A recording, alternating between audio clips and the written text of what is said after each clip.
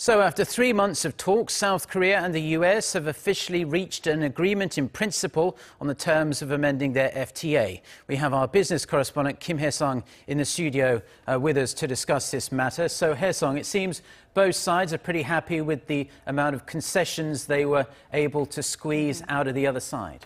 Yes, Seoul's Trade Minister Kim Hyun-chong and U.S. Trade Representative Robert Lighthizer released a joint statement Wednesday night local time saying the two countries were pleased to announce that the amendment, which addresses issues on investment, tariffs, and trade remedies.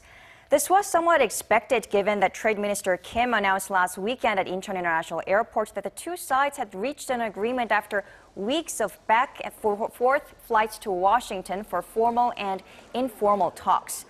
The White House also said on Tuesday local time that the two sides had reached an agreement in principle. What is surprising, however, Mark, is the speed of the trade negotiations.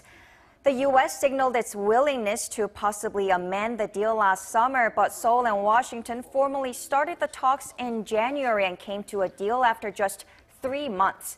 Look at NAFTA negotiations. It began last August, but the U.S., Canada, and Mexico have yet to come up with a tentative agreement on their 24-year-old deal after 6 rounds of talks.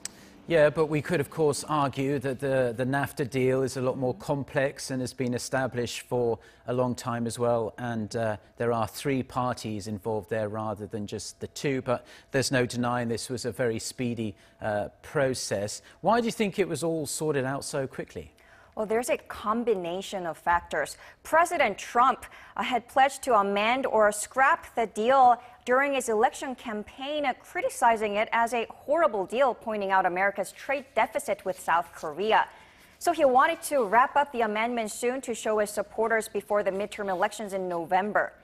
South Korea also wants to lower uncertainty with regards to trade with the U.S., its second-largest trading partner, and steel and aluminum tariff measures, as South Korea is the 3rd-largest steel exporter to the U.S.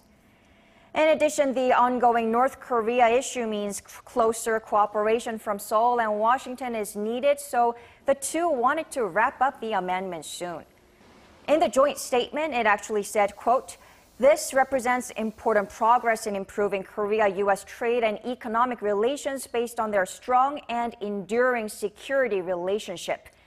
And at the end of the day, both are somewhat satisfied with the deal, calling it a win-win for both sides. Yeah, so everyone seems pretty happy with the changes, including President Trump, who's quite a difficult man to please in the first place. But just walk us through some of the specific amendments. Yes, amendments to the KORUS FTA include areas like investment, tariffs, trade in automobiles, and trade remedies.